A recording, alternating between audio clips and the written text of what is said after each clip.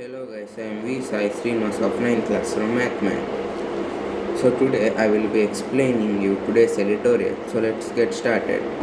So today our editorial's name is Allaying Concerns on Public Trust and Vaccination Programs. Public trust is a key ingredient to successful vaccination programs. A little over 392 million doses of vaccine have been administered globally, according to Bloomberg Vaccine Tracker, with India accounting for around 9% of them.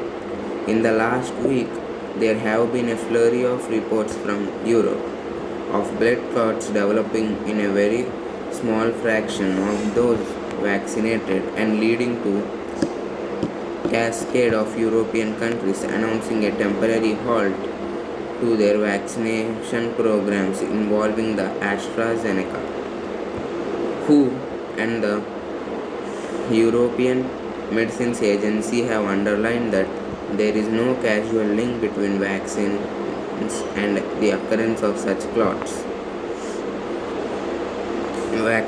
In fact, there are less than 40 such occurrences reported so far, and that is much below the background of about 1000 to 2000 blood clots every single day in general population, say studies based on the US population.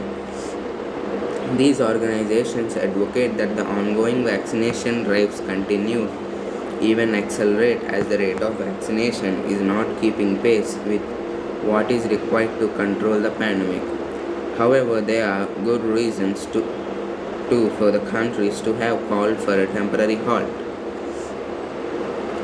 The, the AstraZeneca, Pfizer, and Moderna vaccines have been released under emergency use authorizations, meaning that the entire profile of risks associated with them have not been thoroughly studied. History is replete with instances of vaccines that have been taken off every year after approval, after a slight increase in the untoward complications. As of now, the risk of the dying from serious COVID-19 so far outweighs that from vaccine reactions, and it is such a calculation that weighs on the minds of regulators before approving vaccines. Unlike the drugs administered to the sick, vaccines have been higher bar of proving themselves safe as they are given to themselves. So they are given to the healthy people only. Regulators of all countries rely on the experiences of others, as exemplified in India alone, where it was AstraZeneca trials in the United Kingdom that paved the way of approval in India. So, therefore, a warning in one country must immediately activate the sensors in other.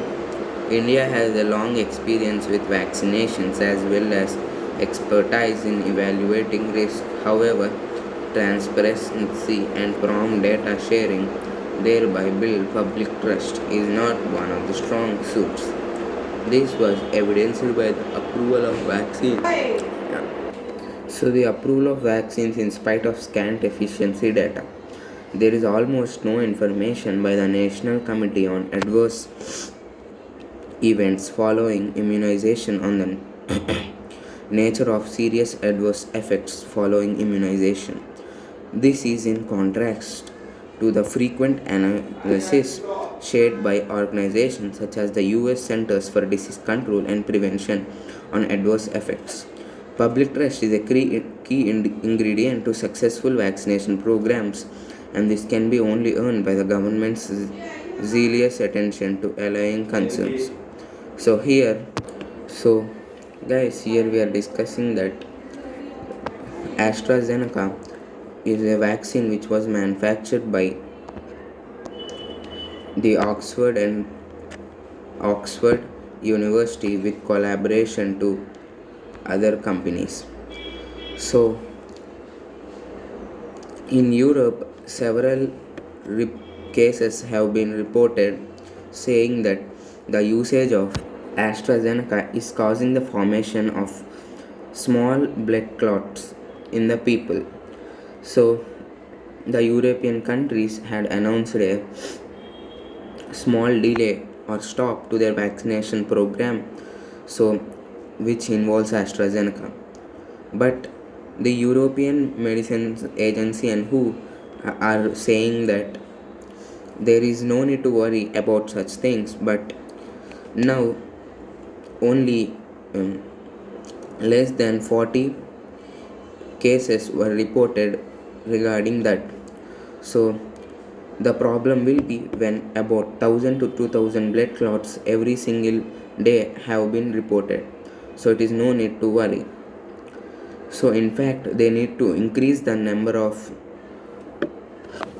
vaccines which are provided to people because they are not in the sufficient phase right now.